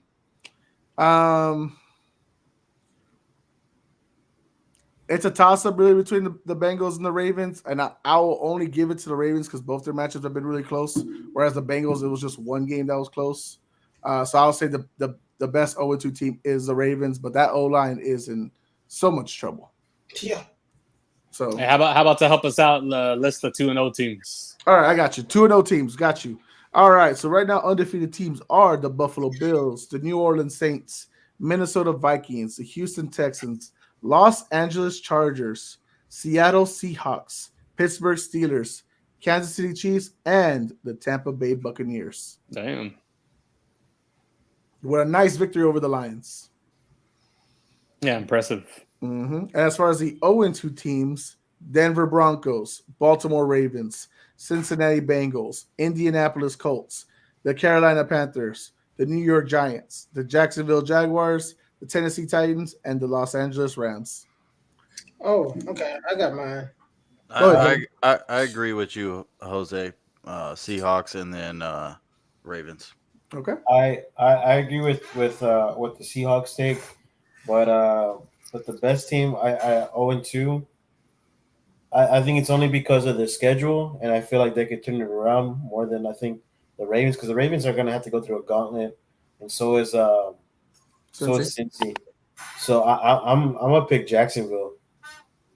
Hell no. Yeah, because they actually have good key pieces on defense for them to turn it around, and Trevor Lawrence, all he has to do is it's not turn over the ball. He couldn't beat Deshaun Watson. Look, that's one of the best defenses in the league. I mean, And then they were one fumble away from beating Miami. They're one fumble. Yeah. They were one broken play. Yeah, And they were a one bad going for fourth down on your final drive away. Like literally, Doug Peterson cost it, and Travis Etienne cost them fucking 3 potential game savers. I think it's you. I don't think that they're the best. I think they have a better chance of being out of all the old 2 teams to turn it around. Okay. I don't know if that makes sense. Because they still got the Colts too. I know the Colts competing with them. They're 0-2, and Anthony Richardson, I'm sure, is going to want to bounce back as well. So, and they got a better defense and better O-line than Jacksonville. So, well, other than the Texans, everyone else in that division is 0-2. So it's if there's a wild card spot to be grabbed, it's up for grabs. Yeah. Jeff, Jalen, do y'all have anything? The only thing that differs, maybe I would just with the best or the worst 2-0 team, maybe even though they're well coached now and everything, I think their schedule's been the weakest is the Chargers. Wait, they Panthers win, so it's fair. And what about the best 0-2 team? Yeah, of course, Baltimore. I think this last week was like a letdown game. Obviously they were frustrated. They lost to KC. Locker room probably wasn't buzzing that week. They go up 10-0. They did that's a letdown game, right? Like they just, and give it to the Raiders. They came to play, but man, the Baltimore is a better team than that. But I just think they just, are a little down right now. They lost to KC in the, AFC Championship last year, and then they lost them again. That first game, they were just down this week. I know James wanted a 60-point victory, but he forgot that Christian Wilkins and Max Crosby on the other side. So I'm just like, ooh. And Jack Jones is nothing to sneeze on corner, but not many people talk about him. And I agreed with whoever in the chat put it. Lamar, I think in that position, he had 2 defenders to beat, and there was some space. I think he should have kept that ball, man. I mean, if you're running it, just run it all the way, see what happens, and maybe throw it when you are getting tackled. I guess he just didn't want to get lit up, but he's too fast for that. So I was tripping on that lateral. Yep, Jalen. I have my best 0-2 team as the Tennessee Titans. I understand the take with Will Levis, but literally with that team, that's the only thing that's holding them back is that quarterback. If they fix that, bro, they can make a run. The defense solid. Again, offense, they have a good wide receiver trio, and like I said, Tony Pollard is producing in the run game. So to me, they have the best 0-2 team, and then the worst 2-0 team to me. And I know y'all might look at me weird, but I think it's the Vikings. I get it. They beat the 49ers. I understand that they beat the 49ers last year as well. But I don't think they're that good, if I'm being honest. I don't think Sam Darnold will keep up this production of play throughout the season. I think he's going to get exposed here pretty soon. Again, Sam Darnold's one of the people we don't have a lot of tape on him because we haven't seen him a lot. Once we discover what we can do with him, that's a wrap for the Vikings, bro. I said in your chat when you invited me on for that 1-minute rundown. I do think that eventually the Saints' Cinderella story is going to run out. For me, it is a Ryan Fitzpatrick run, which they'll start like 5-0 or something. They start really hot, and then it's like downhill from there. So maybe they peaked with the win over the Cowboys. Maybe they'll peak winning against the Eagles this weekend. We shall see. But I do think in the end, like this is not going to be that team that I know Milton has been really high on, but maybe I'm wrong. Maybe he'll win the bets and we'll see how it goes. But I Yeah, mean, like they're a strong team right now. That's the way you see them. Like they're yeah, because I yeah. mean it's only week 2, and we've seen plenty of times where by week 17 it's a whole different Oh, yeah. playoff bracket. So good shit. Thanks, Milton, for the question. Main event time, ladies and gentlemen. Sunday night football. We have 2 fans from both teams representing here tonight. Cody's Texans defeated Alex's Bears 19-13, Mhm. and a really heavy defensive battle. Cody, I'm just gonna let you go off first. Your team did secure the victory. How did you think the matchup went for your squad? Overall, I think the team played a solid game overall. I mean, it's still week 2, so there's hiccups here and there. Even with like you seen with the 49ers and the Ravens. So I don't think we played a perfect game. We could have been more aggressive on offense. I feel like, especially in the second half. The Bears defense was shutting us down a lot. And then Joe Mixon went out with injury. But all in all, what I think really won us the game is what lost the game for the Eagles. The coaching, the calling on fourth down, as you see us taking the field goals, is what really won us the game. Yeah, we were at a verge of scoring even more with another touchdown on the 3-yard line, but we let our 3 carries a game back run the ball in, and he fumbled it. And so what was our backup plan? That could have been a bad game if we didn't take those field goals earlier in the game. So I salute to the coaches that always take those easy points, because that pays off in the end. I feel like more than the always on fourth down. Alex, your Bears defense held strong. They kept y'all in the fight the whole way, but your offense just couldn't execute. Obviously, I was there with you watching the game, so I know your feelings about how Caleb was and how his reaction, his timing, and everything went down. But overall, how are you feeling after a few days to process it? It's funny that before we go on with the Bears, it's funny how Cody brought up the kicking game, because Jose, what was the one thing that I was saying when we were watching the game? I hope the Texans go for it. Go for it. Go for it. I wanted them to, because because I feel like the Bears would always stop them, and it was smarter for them to kick the field goals, get the Take the easy points. points. Yeah, because when you're both defenses are pretty solid. So whenever you play those teams, you did your best to try to score. You're in field position, just get the points. Mm-hmm. But now going back to Chicago side, I still feel pretty good about the season, man. I listened to a lot of radio shows in Chicago. Some of them are saying, "See, this is the fucking offensive line's fault." Dude, I saw it from the fucking since the snap. I knew whose fault it was. He's a rookie, man. I understand he's a rookie. He just can't process blitzes, bro. He really can't. And when the times and he got up to the line, I know Jose was like, "Snap the ball, snap the ball." I was telling Jose, "No, it's good that he needs to call protection." Mm-hmm. Let him call protection, and then whenever he did, his line got there. But you could tell some of the times he like I said, he couldn't tell where it was coming from. Well, to answer that one real quick, the reason I was saying snap the ball is because there's about 6 or 7 minutes left in the game, and you really needed, I think at the time, you were down two possessions at the time before the field goal to make it 13-19. I think it was like 19-10.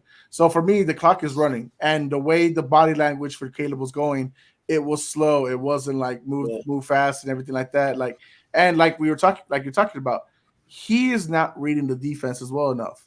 So if he's not really like, I want them to wear out. Like that's my thing. In that vision, if I'm on the offensive side, I want the Texans defense to wear out. I don't want them to get the time for the substitution.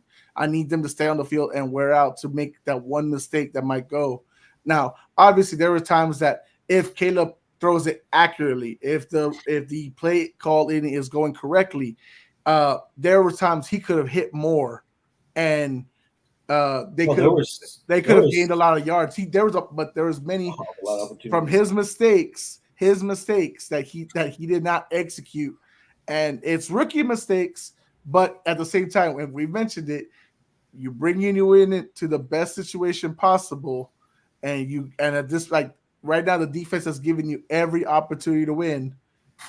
Go out there and win the game. So, but that was my case. It's like the clock is running out, and the way their pace was going, it was by the time if they got it with the onside kick, they were not going to have enough time to do shit. And then they were saying it's the offensive line, this and that. I get it, but like Tevin Jenkins had an interview today, and he basically said we're just sliding to where they're telling us to, without throwing Caleb under the bus. I you can read between the lines, you know what I mean, and it's so like you could tell some of the players are like they cannot wait, bro. They cannot wait for him to develop yet, because like this team is built to win right now. They have so many players. You can't wait for 4 years because Keenan Allen's not going to be there. Who knows where DJ's going to be? Edelman's going to have to get paid. Brisker's going to have to get paid. Right now is the time to actually make a little jump, you know. Well, in 4 years, DJ Moore will still be there, by the way, unless he asks for a trade. Because he signed a 4-year contract. Well, by the way it looks like he might ask for a trade. Like, and then like you said, they had opportunities, man. The whole dancing around in the pocket, you know, he's not as fast as Justin. That's why they said like, oh, well, Justin's hanging onto the ball too much, this and that. Well, there was reasons that he could hang onto the ball and make plays. You know, he was fast. He's a better athlete than Caleb. And Caleb was trying to do that thing where he's trying to put it on his back, where he can't do that like Justin because he doesn't have the athleticism to do it. And I don't know, man. I was ticked off. But like I said, it's a long season. We did play against one of the best teams in the AFC right now, or in the NFL. So to be in the game for all the way up, I called it too. The game's gonna come to the last 2 minutes of the game, and the way it landed, you get a chance to win the game. And if you're gonna be a generational player, those are the type of drives or type of the moments that you need to live up to. Why you moved off from Justin, you're gonna have to make plays at that time, bro. And it was just really disappointing. It really was, because we had opportunities.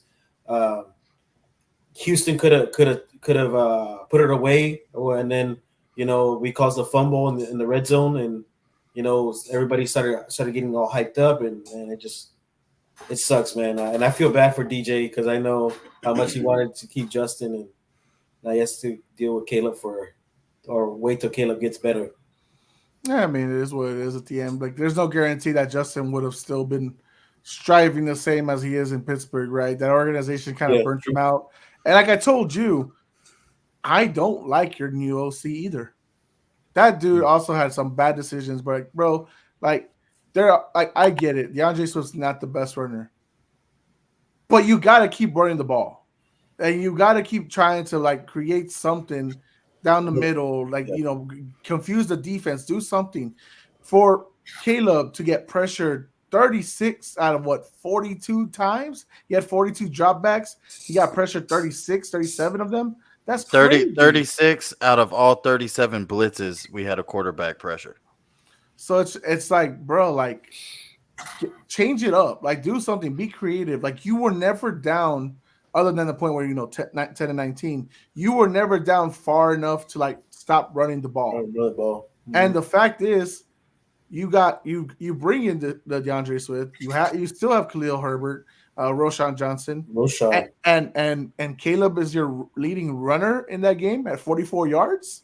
And your next one is at 22, 24 with DeAndre Swift. That's stupid. So your OC needs to be creative. And Alex, I know that Matt Eberflus has been hell of impressive with his defense. He too could be at risk for his job because he's bringing in these coordinators. And if one corner like the offense can fuck it up for you, it could fuck up your job. Jeff, I'm gonna go to you now. What did you think overall of the game? You brought up some topic about Caleb earlier, but overall, what was the pros and cons for maybe both sides of both teams? Yeah, I felt like Houston just was in control the whole game. But yeah, going for Caleb, it's just it was a tough spot for him to be in, right? That Houston defense is really good. It's a second game. Like I said, just to see the improvement from week 1 to this week was impressive. You could tell like he has arm. You can tell he has vision, but he did have to get rid of the ball real fast. And like they were saying, he only had 2.5 seconds. So just from watching from the outside, it did look like they couldn't protect them. And I don't know if their O-line is just that bad or if it's because of the defensive scheme of the Texans. But it didn't look like he had that much time, right? And then they didn't have they didn't want to run the ball like you said, right? So obviously they don't feel like their offensive line is one of their strengths. But yeah, like for them to be in that game, it just shows you how talented that team is. That defense is fucking really, really good. But yeah, like Caleb has a ways to go. It's hard to like just come. I think Tom Brady over the weekend was talking about it. These kids coming out of college and starting their first year, it's hard. Like it's good to like take a notebook and a pencil and learn from someone, and they're just throwing them out there, and it's tough. But yeah, I think he'll learn. Yeah, it sucks because the team's so good and you want him to be good right now, but it's going to take him at least a year or two, to get good. And maybe by the end of the season, if he's really that talented and that smart, maybe by the end of the season he is already, just developing that much like CJ Stroud did last year. So there is hope, right? And they definitely have the team to do it. But yeah, that's it for me tonight. I'm exhausted. Sorry for speaking so much tonight. I am dead tired. You promised me an hour and a half. On the dot. Yep. So yeah, but nice meeting y'all, man. Welcome. That it was y'all were fun. Welcome anytime. Like I was saying, I'll see y'all next week for sure. I'll be on. Night, Jeff. All right, later. Take it easy, Jeff. Later, man. Sheriff West, are you still here with us? I don't think so. I don't think he is, right? He's been in that restroom for a while. Cody, how impressed are you overall with your Texans? Obviously, a second year with CJ Stroud. The weapons have been added on both sides of the field. How impressed are you so far this year with your team? I like it a lot. Overall, the main thing is our defense. I'm in love with how our defense is playing right now. Not just statistic wise, but just with energy and how they're hitting and how hard they're tackling. You can tell they want it and they're playing like they know they're good. You can tell when a defense is just playing like we're here, like Carolina or whatever, that just there to get a check. So that's the main thing. As far as the offense, I know that will just click in time. CJ Stroud is a smart quarterback. He's not really, I don't think, a big favoritism type quarterback. I think he just passing to who's open. I think right now a lot of defenses are focusing so much on Diggs that it's leaving Nico Collins open, and then they're going to have to start switching that back up. They're going to have to start focusing on Nico Collins again, and then I think it's going to open up Diggs, whatever, and then it'll just work itself out. But I have total faith in Bobby Slowick and his offense turning the Texans into top 5 offense by the end of the year. Alex, the Bears get the Colts in week 3. What kind of developments do you want to see from this team overall? I guess mainly the offensive side, because we know the defensive side is doing their job. So defensively, the one thing when you play the Colts, you just have to limit the big plays. And Eberflus, that type of defense, the cover 2, that's the type of defense that you give everything underneath, but you don't give up the big shots.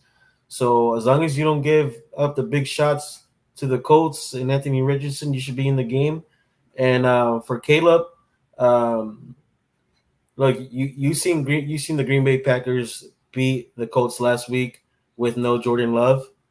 And I don't want to say this is a must-win, but you're going to have to show something to the Chicago fans because it's going to start getting restless there in Chicago if your rival just beat this team last week without their starting quarterback and you cannot do it. Yeah. You were brought here to do the same thing. You're brought here to compete against that team in Wisconsin. So I don't know, man. I don't like to throw a lot of pressure on them, but you have the team to do it. Let's just go out there and get the win. Like I said, man, Caleb doesn't have to be Superman. He could fucking throw for 1 touchdown, 150 yards, and that should be good enough to win with this type of defense. So, no, I understand that. What was I gonna say? I had something in my brain, and it just do you think, Alex? Do you think Caleb Williams has to get at least 1 throwing touchdown this third game? Oh yeah, he could have had a He couple. could have, but hey, I'm saying he has to, right? I mean, 3-4 games and still no passing touchdown. You're supposed to be the best quarterback in the draft. Or rushing himself, yeah. Yeah, Yeah, well, I still want to see one passing though. Yeah, yeah. It's you're gonna have. Yeah, I feel like you do need one because you were brought up. Like I said, you were brought up to this league because you're the next Patrick Mahomes. We want to see your strong arm. You're able to throw off platform. He tried to do that last week against Texans, and it got picked off. Luckily, it was called back. But those are the type of plays that they say those are the wild plays for him. I've never really liked it because I don't like when quarterbacks throw it off their back foot because the balls tend to sell a lot. And I'm real critical too about that with Patrick Mahomes. And they're like, oh, Patrick Mahomes, this and that. I'm like, yeah, but a lot of those balls go sell over the receiver. I don't like it, man. Like I said, I don't want him to be superhero. I don't want him to be Superman or do all this crazy stuff. I just want him to be regular. You don't have to do much, man. But yeah, we need to see a touchdown this week. Yeah, I mean, you're bringing up a point that even though it's only week 3 and you're 1-1, but it does kind of feel like for Lucky. Caleb, it's a must-win situation. Like, Yeah. hey, like do something. Like, like the Pokemon with a stick. Like you're just like a dead body right now. Or I think the fans would be more happy even if they were 0-2, but Caleb still showed flashes. You know what I mean? Mhm. Like if Caleb was 2 weeks in and 4 touchdowns, Right. but they're 0-2, I like the fans would still be happy, even though they're 0-2. But now that they're you know what, we won week 1, and then you're toe to toe with one of the best teams, and you probably could have got it if the quarterback played a little bit better. And I think that's what's making fans in Chicago more upset. Like, damn, bro, like now we need a fucking quarterback just to do something. And it's just I don't know, man. It's And your defense is going to get worn out through the season if Oh. they're always on the field like that, 3 and out. Oh man, that they're going to get tired of playing. yeah. Yeah. Well, let's see what happens, man. I'm hoping that I'm telling you, man, if the offensive coordinator could change up the game plan, it's really like that's the shit that's still bothering me the most. Like You're absolutely right, Jose. Whenever you have a fucking rookie QB, you're gonna have to run the ball. Mhm. It just sucks that the past couple of years, Chicago has been the top rushing teams in the league, and now they can barely get 50 yards. they brought up an interesting stat during Sunday Night Football that last year the Bears run game averaged about 135 yards per game, and this year they're barely getting 20, 25. It's like what's your scheme? Like you cannot put everything on your rookie quarterback to do it all. I mean, if that was the case, CJ Stroud, as spectacular as he had last year, it wasn't all him. Like Devin Singletary had to run the ball. There was great explosive plays that they did get to win against like the Bengals and other good teams out there. But it wasn't always on him. Welcome back, Sheriff West. My bad, bro. You're good, man. Of course. We were just talking about the Bears and the Texans game, but I did want to ask you, what is your overall impression so far of the Texans and the Bears? I kind of want to hear what kind of grade level you have them at right now, as far as the first 2 weeks of the season, Jalen. First 2 weeks of the season, I think the Texans are showing us, even in close games, they can still pull it out. So that's good for like the first 2 weeks. Because I said earlier, they're not showing me anything, and like I keep saying, built to ass, meaning winning in dominant fashion. But you don't need that to win, every game. So I mean, the Texans are showing. I mean, that defense is nice, bro. I'll be honest, that defense is nice. CJ Stroud looking like he's gonna have another good year. The Texans looking like they're gonna be making some noise in that AFC for real. The Bears, again, I just trying to figure out what they're trying to accomplish this year, because that O-line is terrible, and I think we can all agree on that. I think it's immature to call Caleb Williams a bust right now for 2 weeks in a terrible O-line. But I do want to say this real quick on the Bears. We told y'all so. Everybody was so quick to give up on Justin Fields, and Caleb Williams is out there doing the same exact shit. We did. We all said, like, get him the weapons, get Justin Fields those weapons, and upgrade the O line, and you have your quarterback. But what they did instead of getting like what's the guy from the Chargers, the O lineman, instead of Joe Alt for Justin Fields, you went him out and got a quarterback who's again. Everyone was having the same conversation. Is Justin Fields a bust? Blah blah blah blah blah. No, they're not bust. The Bears just suck at putting their quarterbacks in good positions. That's a fact, bro. So I have really, honestly, nothing good to say about the Bears. They kind of pissed me off because they mistreated Justin Fields so much, bro. It made it seem like it was his fault, and it never was. So you're talking to the fucking preacher right here. Yeah. The Bears organization, I don't really have nothing good to say about it. And it's because the decision making. The defense? The defense is cool, right? But the defense is always, you know what I mean? The defense is always average to good because that's their culture. We know the Bears having a good defense.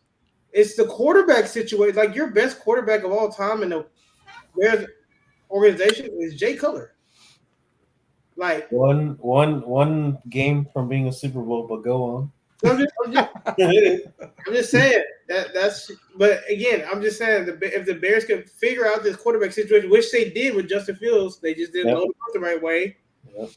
So that's my take on the Bears. Texans, man, we'll see them in the playoffs. Let's just be real. We'll see them in the playoffs. Nice. All right. Well, guys, that was a hell of a show so far. I do have one more game for y'all, and it's something we did last week. Well, actually, this channel did last week. Y'all's channel, the People's Debate, we did a different version of it. So last week, I had everyone tell me what was the 10 worst QBRs of week 1. Oh, I love it. Guys, we're back at it again. I want y'all to tell me the 10 worst QBRs of week 2. So I'm going to go in order like how I did last week. In this situation, now we're doing Jalen, Alex, Cody. Y'all give me a name, and I'll tell you if they're in the top 10 or not. ESPN will not help you because they're totaling from both weeks. And I only have 1 through 10, so everyone else is kind of shits to giggles here. So, Jalen, give me a name that might be one of the worst 10 QBRs of week 2. All right, let's start this hot. Pow, pow. Yes. Pow, pow. It has to be Tua. Tua is in there at number 2. Ooh. Come on now. Alex. The fucking worst mistake Chicago's ever made. Caleb. Oh, say again? Caleb, I'm just trolling, but no. But it's Caleb Williams. I know that he's in there. It's the early disclaimer. Yeah. Caleb is number 3. And then I'm going to hit him with the number 1, which is Bryce Young. Bryce Young is number 1. Yeah. All right, guys, we're 3 for 3. Let's see if we can get a full video without a miss. Come on, guys. David, all the pressure on you. Oh, bro, come on. This is PKs in soccer. Come on, can't miss. Can I get a Danny Dimes here? Oh, that's a miss. Wow, he sucks.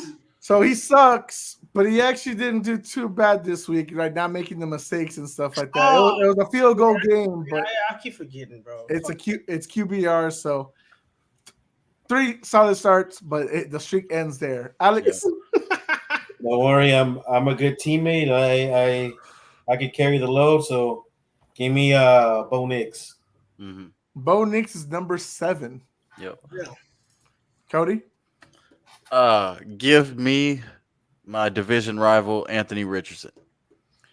Anthony Richardson was number 5. Yep. Yeah. All right, Jalen, let's get back in the win column. All right. Pow, pow. Will Levis. Will Levis is number 9. Shit, I was about to pick him too. It's getting dead. Let me see.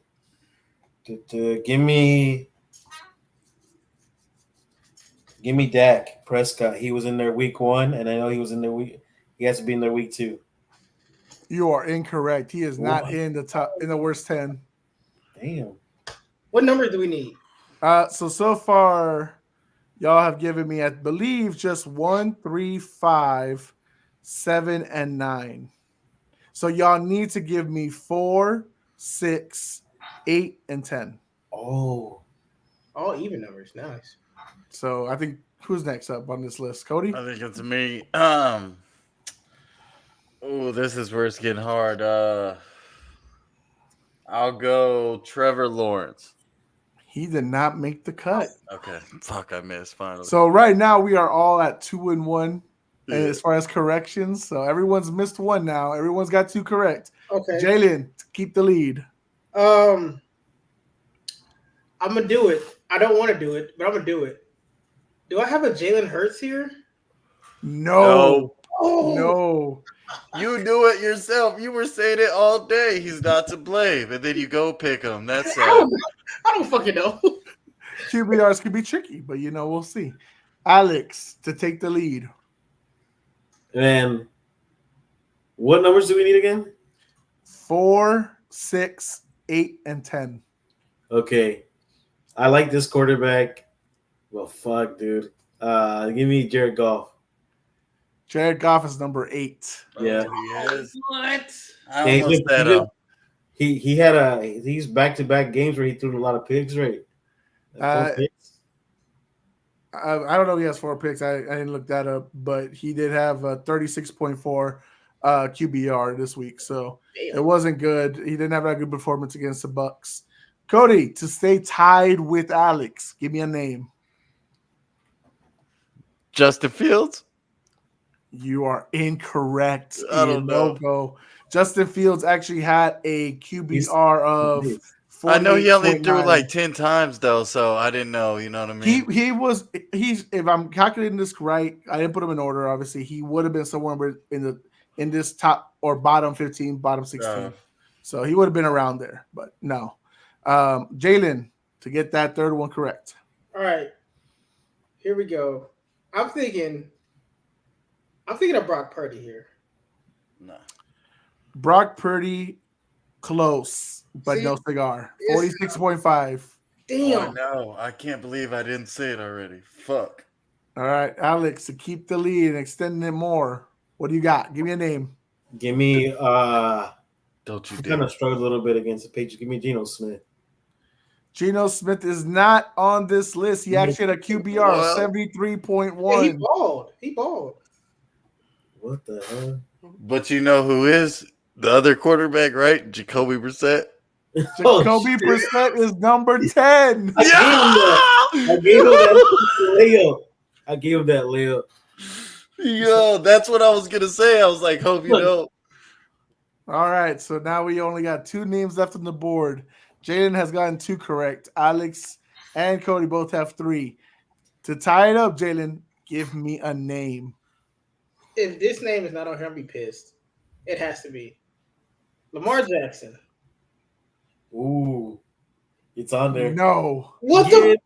Really? Lamar Jackson had a QBR of 53. So it'd be somewhere around close to 20 or in the 20s. Oh, I know. I pooped it this So- Oh, I know.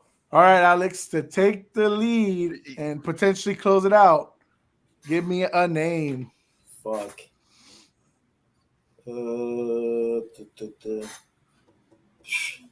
People already calling the next Tom Brady. Why not Patrick Mahomes? Fuck. That's it. Number 6. Let's Patrick go. Mahomes. I would have never guessed that. The That multiple was my turnovers. guess, The multiple turnovers, nearly 3 picks. He is number 6. So we have 1 name left. Cody, can you tie it up? You only need number 4. It's number 4.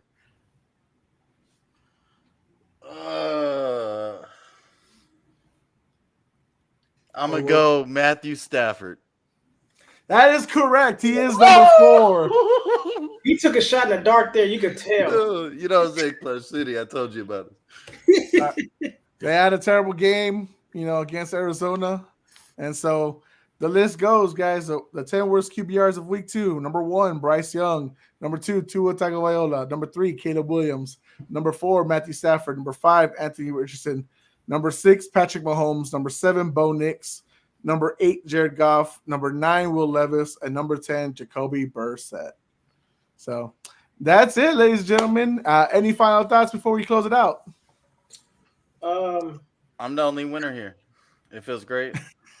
I'm sorry, y'all were some losers this week. Maybe y'all can turn things around next week. I'm rooting for y'all. Oh my god. Why- I'm Hey, listening to we're the all Vikings now. 1-1. We're all I'm listening to the 1-1. Vikings now. Hey, they're my dog. So just in case I do lose, then I won, and you know what I mean. So either way. Nah, you lose. Bounce back game for Jalen Hurts. Bounce back game. Cooking the Saints. Yeah, cooking the Saints. Bounce back game. Watch All him. right. All right.